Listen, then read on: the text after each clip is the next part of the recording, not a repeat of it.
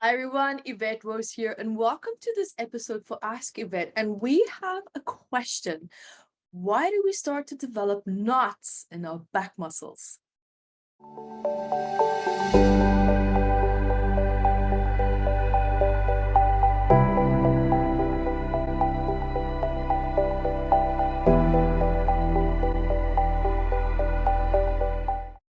Hi everyone, Evette Rose here, founder and author of Metaphysical Anatomy, which is a book of 679 medical ailments, 800 pages. And this is the psychosomatic patterns of stress of adults and for their ailments and even psychological stress and disorders. Now, guys, I also have the equivalent, but for kids. So if you have children or if you love to work with kids, or if you just want to understand your own childhood better, guys, you're never going to look at your past the same way again. This is an absolute must, especially if there's things unresolved for you from your childhood. This is the way to go now as well.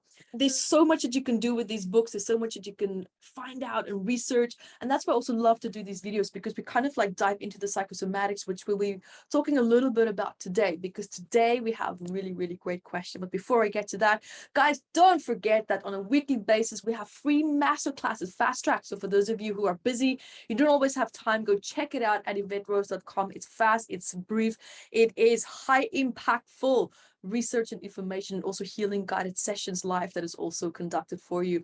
So I really look forward to seeing you there. So guys, for this week, we have such a great question. I really love this question. And it is, can you please do a video on muscle knots that people get in their backs? Now, we can get muscle knots in the neck. It can go down to the shoulder blades, right down to the tailbone area. Wherever there's, of course, muscles, we can find knots. It can even spread out to outside of your little angel wings. It can be anywhere in the whole back area.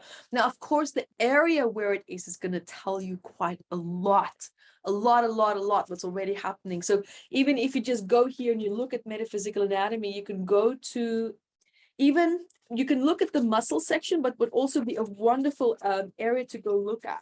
It's actually the spinal column. This is now a really cool, as I would call it, a shortcut for you to go have a look at and see how this can also actually support you, because it's not just about the vertebrae. This is actually something where you can look at to see the equivalent area in the back and the stress that could be psychosomatically coming forward, and how this can be showing up. Now I can't even find it because, oh, there we go. I actually paged right past it. So if we look here, for example, spinal cord problems, we're already starting there now. And then you can see here, it's almost 5-6 pages long. So you can look at each vertebrae. And for example, let's go to the picture because there's more pages now. So wherever the vertebrae challenge is that you're having, wherever that vertebrae is, you can look the muscle that would be correlating to it, either left side or right side. Now, if the muscle is on the left side, you know now that you're dealing, for example, with stress maybe associated with mom, femininity, the spirituality, the direction that you want to be moving into your life and the way that you're doing that. Of course, now the right side is going to be dad, that's leadership, that's how you relate to your masculinity. Are you maybe too much in your masculinity when you're doing something, or too, you maybe need more of that? Maybe you feel very stressed or suppressed by a masculine figure in your life. When we look at just a few possibilities, because this is such a big question and I'm so excited about it. I mean, I want to try to get as much information to you guys as possible, but everyone is saying, Evette, your videos are too long. So I'm trying to condense and give you high impactful information as well in the absolute shortest possible time. So knots in the back, this can come forward when you, for example, have dehydration problems. Now, it begs the question, why are you allowing yourself to get to the point where you're dehydrated? So that already tells me that you're not valuing yourself and your needs enough. You're too focused on someone else. You're too focused on something else. Now, it begs the question, what would you have to look at or deal with in your life that you don't want to, if you brought your energy and your focus back to you? If you actually did value yourself, if you actually did value your needs, there's something standing between you and this self-valuation that you need to start to establish for yourself. But in the middle, there's something standing between you and your relationship with yourself, and valuing your relationship with yourself. Now, that's something, that is what needs to be addressed. That is the point that you want to look at. Now, of course, it can also be due to unhealthy eating habits. Your muscles don't get all the proper nutrients and magnesium and calcium and everything that it needs to function properly and to send their messages and to, contract and to be able to relax again when it needs to. And then, of course, stress and anxiety can play tremendously big role, because what happens is when we're stressing, we go in that fight and flight state. Have you guys noticed that you feel like your back is almost arching up, like you're kind of like trying to puff yourself up, like you're trying to make yourself bigger, but you're not consciously doing that? It's just like this, there's this contraction. That's the fight or flight state. That's normally not feeling a clear or a sense of clarity within yourself. What am I supposed to do? Which action am I supposed to take? So now what happens is you feel stuck.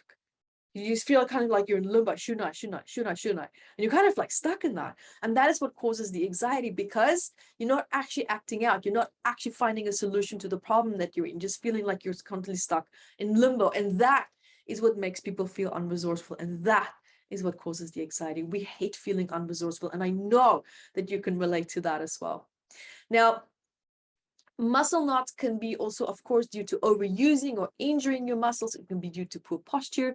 But did you actually know that if you have muscle knots, that they can actually cause headaches, they can cause toothache, and they can cause earache? So sometimes we try to deal with a headache, but we don't actually realize that there's a muscle in the back that's pulling the fascia, that's now maybe pulling the nerves in the head area, and it's creating a headache. It's causing a nerve blockage. It's causing a nerve challenge. So that tells me then, for example, there's something that's really heavily lying on you, or something that you feel you're overextending yourself and you're starting to feel resentful, but you don't know how to communicate your limitation. You're not saying how you're feeling in that moment. You're not putting a stop to it, even though you know you should. You keep going. But now it begs the question, why? What's the benefit of keeping, continuing down that path? That's now your big question. The answer to that will be your healing session.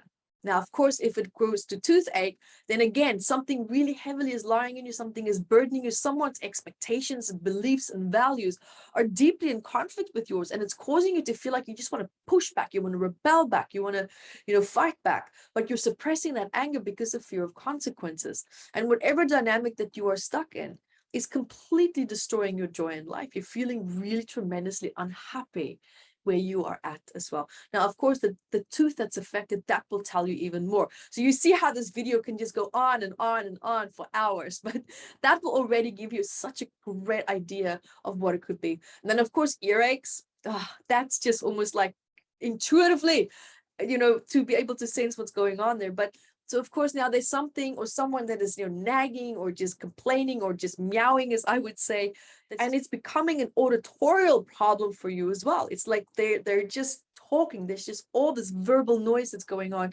And this normally also gets exasperated, especially when you're very, very tired. So that tells me there's a certain area in your life where you're not recognizing where your limitations are in relationship to the amount of energy that you have. You feel like you need to go, go, go, go, go. And that's normally driven by this, how can I call it? It's like this hidden panic, this hidden anxiety that just doesn't want to go. It just doesn't want to shift. And that's why people often get really busy, because they're trying to avoid that panic because they can't identify where it's coming from. And that's normally quite the problem within itself. So it begs the question, when did this pattern of constantly just going, when did that start? What was going on in your life? What were you maybe trying to avoid in your life? Because there's a positive association made with never stopping. But now at the same time, that also means that you're not listening, you're not taking in from your environment what you need to. Now it begs the question, why are you blocking it? Why is it bothering you? What is it bringing forward that you might not want to deal or feel with? Or why are you dealing with it in the first place when you feel like you just shouldn't?